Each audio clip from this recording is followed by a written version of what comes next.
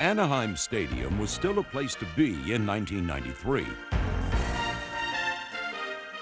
A dose of old-fashioned fun, mixed with a measure of new team talent, put the 1993 Los Angeles Rams on the road to success. Building on successful drafts in '92 and '93, head coach Chuck Knox knows his team is on the right track. Well, the proof that the draft has been successful is in the fact that our two #1 draft choices, Sean Gilbert and Jerome Bettis, both were picked to go to the Pro Bowl this year.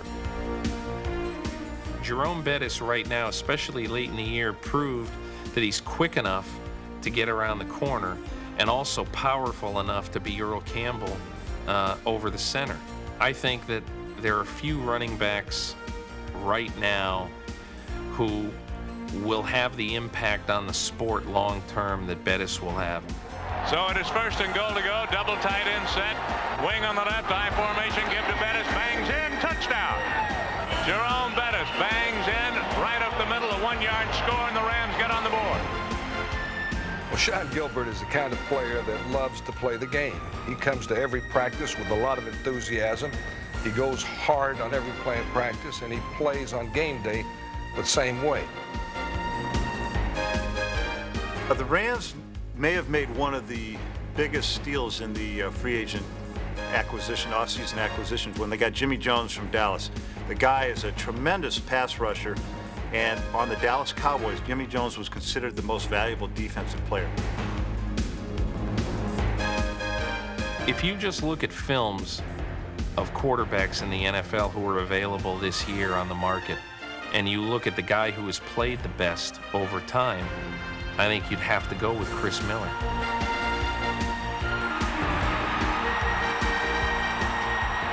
The Rams are looking to a promising future. They're building on a solid core of current players, and they're relying on a coach with a proven record of achievement. The Rams are building a winner.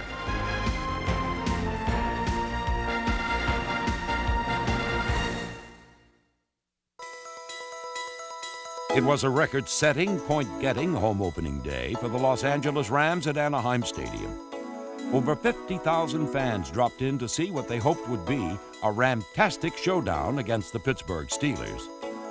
Before the game, Jay Leno was hoping to regain some lost late-night television ratings, while the Los Angeles Rams were hoping to regain some respect after a tough loss in Week 1. So, after the band snacked on pizza, the defense feasted on Pittsburgh's quarterback. Number 90 Sean Gilbert recorded 4 of 5 Rams sacks on Neil O'Donnell. The playoff-bound Steelers collapsed under the weight of a dominating Ram defense.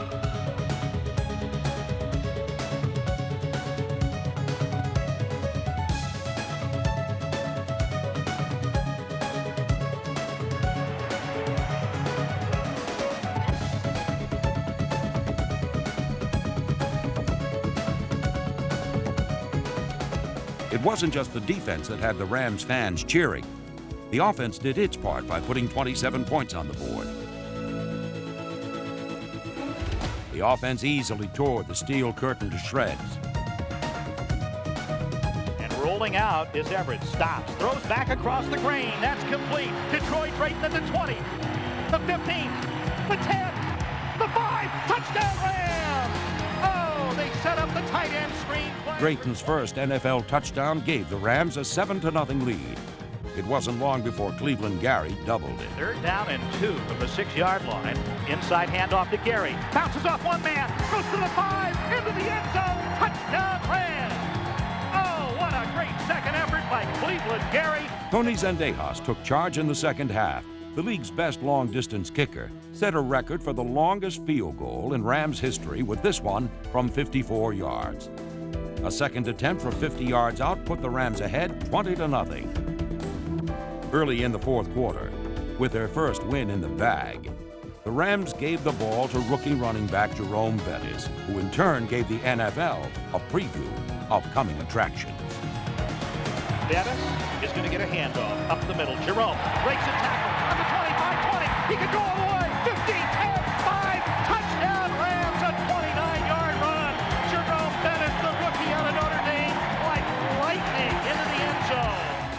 we beat the Pittsburgh Steelers 27-0.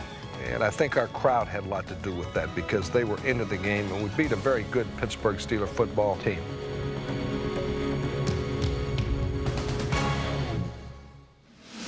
Energized by the home opener shutout, the Rams' defensive unit at the line pushed it to the line on every play throughout the season. Combining young strength and veteran savvy, this cohesive core more than doubled the number of Rams sacks since 1991.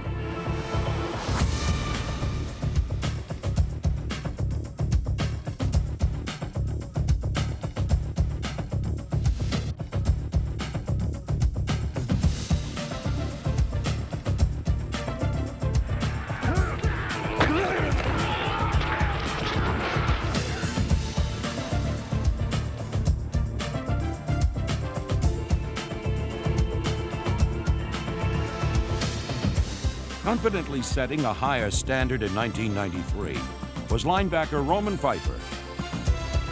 The Roman Empire led the team in total tackles with 117.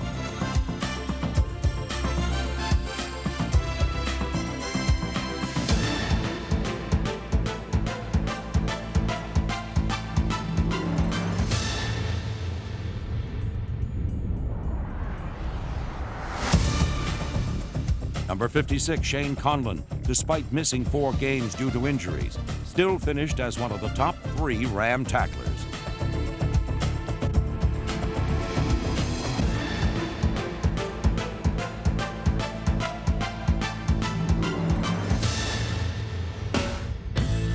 To no one's surprise, however, it was the sensational second season of Sean Gilbert that proved who was and is the undisputed MVP on defense. Gilbert's combination of size, strength, and agility are what led the Rams to select him as the 3rd pick of the 1992 draft. Number 90 unleashed an aggressive attack on opponents with 81 tackles and 10.5 sacks.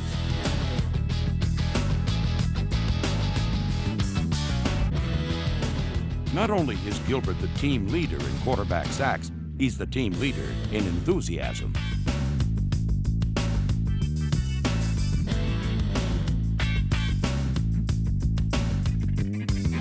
Gilbert was named to the 1993 Pro Bowl, and at the age of 23, he was the youngest starter on either squad.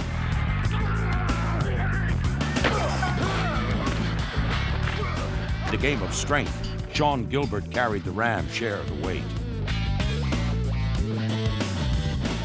But for those who think Gilbert is the lone star on defense, we suggest that appearances may be deceiving. Defensive end Fred Stokes enjoyed a productive year. After 3 seasons with the Redskins, Stokes returned to where he began his NFL career and recorded a personal high 9.5 sacks.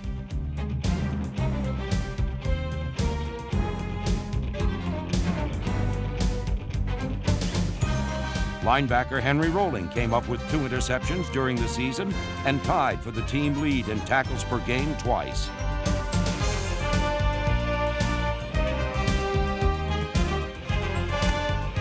Defensive tackle Mark Boutte kept big-name running backs off center stage,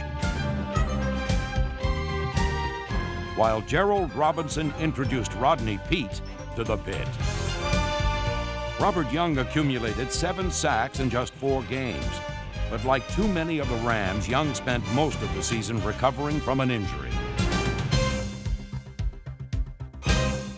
For 1994, the Rams have added yet another impact player to their defense. 5-year veteran Jimmy Jones, number 97, traded in his cowboy clothes for some LA gear in February, shortly after a spectacular '93 season and a history-making Super Bowl performance.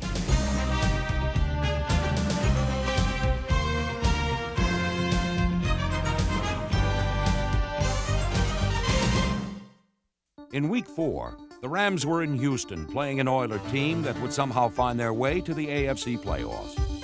Despite predictions that favored the boys in blue, it was the team from LA that showed the true colors of a champion. On their first possession of the day, running back Cleveland Gary moved the Rams straight downfield, setting up a quick 6-point strike by Willie Anderson.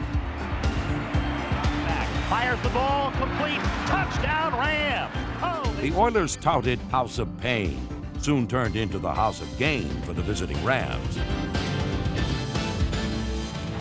Calling signals is Jim Everett.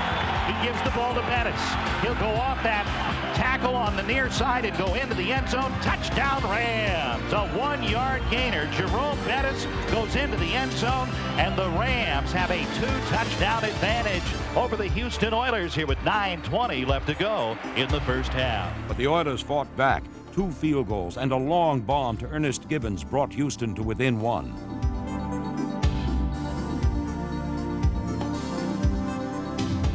Houston hung high hopes on their moon, and his comeback had the hometown fans on their feet. It was tight end Travis McNeil who sat them down. Play action by Everett. Rolls out. Throws it on the run. Wide open. Complete. Travis McNeil at the 10. 5. Touchdown Rams. Oh, what a play action. Henry Ellard sent them home, reeling from a final score of 28-13. Throws on the run. That is caught by Henry Ellard at the 32-yard line. Breaks away at the 25, 20. Down the far sideline. The 10, the 5. Touchdown Rams. Oh, what a move by Henry Ellard on a running throw by Jim Everett. That's good for 48 yards, and the Rams score again. We had great enthusiasm. We had a great week's preparation. We played well on offense, defense, and special teams. We were determined that we were not going to lose that football game. The numbers didn't always add up for the Rams at safety, but the bottom line was still intensity and talent. Anthony Newman confidently punished pass catchers, along with Darrell Boykin and Pat Terrell. Chuck Knox had started safety Pat Terrell as an extra cornerback against Houston's run and shoot, and came up with 2 Warren Moon interceptions, the first by Terrell, the second by cornerback Robert Bailey.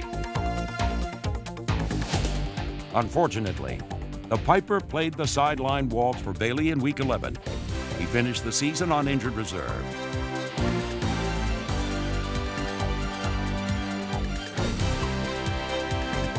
Despite extensive injuries, the Rams secondary had glimmers of greatness. Cornerback Steve Israel saw significant second-year stats, while the team's premier cornerback Todd Light was among the Rams' leaders in total tackles before his season ended in Week 10.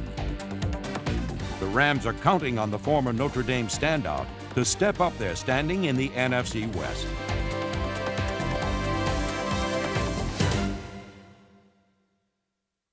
The pre-game friendlies gave way to mid-game frustrations for the Rams in Week 12. During the first 3 quarters of the game, the offense struggled, unable to mount any sort of attack. The defense was able to keep Washington out of the end zone by shutting down the run. But 2 Redskin field goals had the Rams down 6-0. Chuck Knox knew exactly what to do.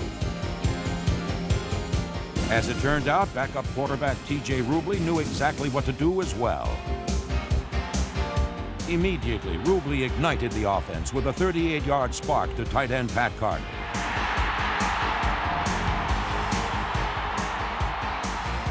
Then, a Rubley to Drayton screenplay met with red-hot results. He rolls out to the right to throw and looks. Screens it back to the left side to Drayton. 25, 20, Drayton to the 15, 10, Drayton to the 5.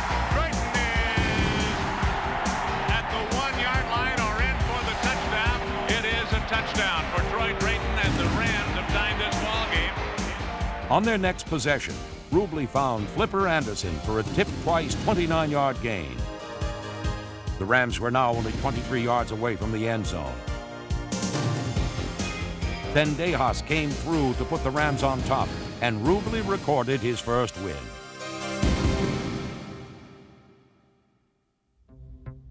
Kicker Tony Zendejas put a team-high 71 points on Rams scoreboards last season, bringing his 9-year career total to 778.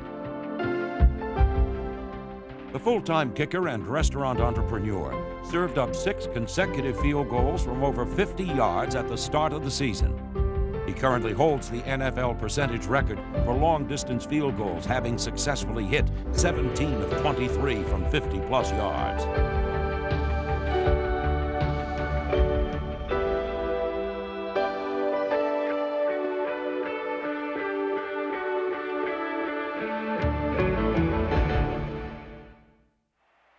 The Rams traveled to New Orleans in Week 15 with hopes of ending a 7-game losing streak against the Saints. A streak of success by Jerome Bettis was all they needed. Number 36 out of Notre Dame was the Rams' #1 draft choice in '93. Battering Ram Bettis gained 212 yards on 28 carries against the Saints. Only 3 other players in NFL history have gained more yards in a single game during their rookie season. The highlight of his record-setting game was a 71-yard touchdown run. Bettis cuts up to the 30. Bettis to the 35. On his feet at the 40, 45, 50. To the 45, to the 40, to the 30, down to the 20, down to the 15, 10, 5. Touchdown for Jerome Bettis. 71 yards. Jerome Bettis, his longest. Although the Saints may not have been pleased with the Rams' rookie running sensation, they were equally unhappy to see first-year cornerback Darrell Boykin on special teams. Down the middle, not too deep. Coming under it, McAfee at his 5. Comes to the 10, to the 15, cuts right to the 20, spins off a tackle, loses the football, and it is a loose ball around the 10-yard line, picked up by a Ram, lost again, picked up by a Ram, and taken in by Darrell Boykin for the touchdown. Bettis and Boykin had helped the Rams build a substantial lead by the third quarter. Now it was time for the injury-drained defense to tear down some walls of their own. Trailing by 10 points, the Saints weren't ready to give up. They pulled to within 3 points. Well, anytime you play New Orleans in New Orleans, they're extremely difficult. We just had an outstanding game. Twice the Rams stopped the Saints on 4th down. Number 31, Steve Israel. And then mid-season acquisition Dexter Davis ended a potentially game-winning fourth-quarter drive. We did not have a turnover in that game. We forced some turnovers defensively and on special teams, and we were able to come out of there with a hard-earned victory. Although Bettis emerged as the team's top runner, the Rams rarely had to rely on just Jerome. For years, Cleveland Gary carried LA's ground game.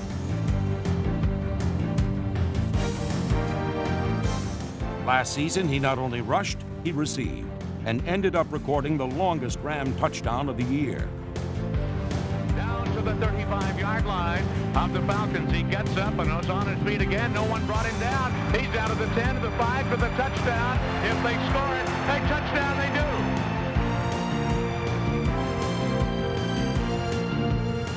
With the powerful legs of Tim Lester and the speed of David Lang, the Rams have depth at running back.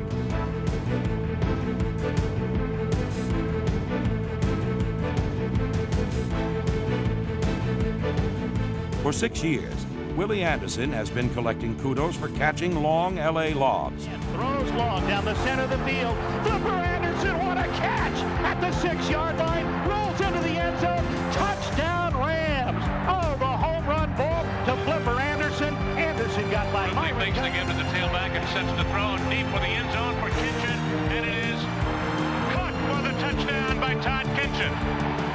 His first touchdown in the National Football League.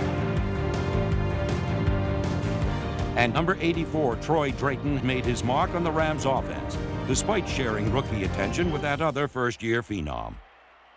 Jerome Bettis was honored before the final game of the season as the Rams Rookie of the Year and MVP of the '93 season. So after high praise for the future heart and soul of the Rams offense, the nuts and bolts of the Rams defense took to the field.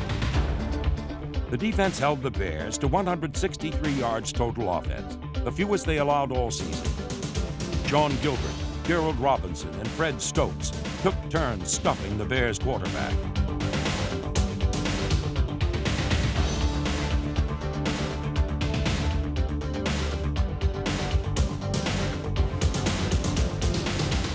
Well, we went into the Bear game, the last game of the year, against a team that was ranked 6th defensively in the National Football League, and we were able to rush the ball very well in that game. So in case anyone forgot why MVP honors belong to Jerome Bettis, he was more than happy to remind them. He gives to Bettis, lands high to the right. He is down and in for the But it was just a good victory for us, a good way to end the season, and something that our players could reflect on in the offseason. Reflections of the way he used to be at Tulsa University was how T.J. Rubley saw himself last season. The Golden Hurricanes' multi-record-setting quarterback broke into the pro game in Week 8 against Detroit.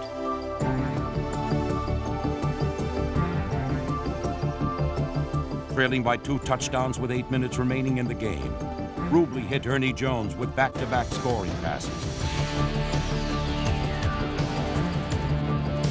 It should have been enough, but a last-second Lion field goal denied Rubley the victory.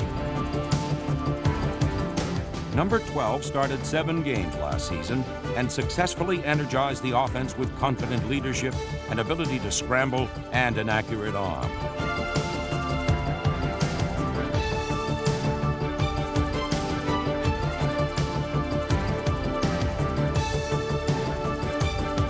Although the victories over Washington, New Orleans, and Chicago solidified his worth to fans and his team, Rubley knows he'll be sharing the quarterback spotlight with free agent acquisition Chris Miller. A first-round pick in 1987, Miller became the firing pin in Atlanta's high-powered red gun offense. The veteran signal caller established himself as one of the most accurate passers in the league by throwing for more than 14,000 yards and 87 touchdowns throughout his 7-year career with the Falcons. I'm definitely a fiery competitor. I can't stand to lose, hate to lose, love to throw touchdown passes. And I think with this team, it's a young team, so they're going to look for some guidance, some leadership. I know I can provide that. It's a great opportunity for me, and you know, I'm going to deliver, and it's going to be a good challenge. Beyond just winning and losing, the 1993 season was highlighted by several very special events. Owner and philanthropist Georgia Frontieri, in her continuing efforts to reach out to the community, donated 3,000 tickets for the Rams' home game against Atlanta to the firefighters who battled the fires throughout Southern California.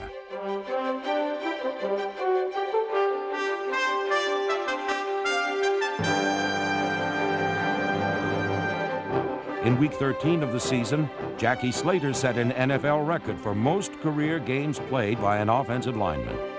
The 18-year veteran started his 246th game against the 49ers.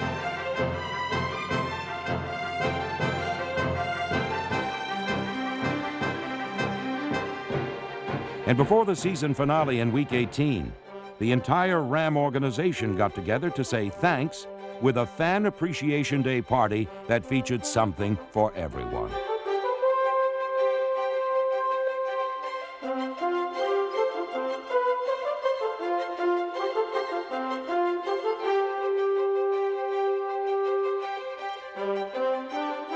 With the good and the bad of a difficult season behind them, the Los Angeles Rams are looking forward to building a winner.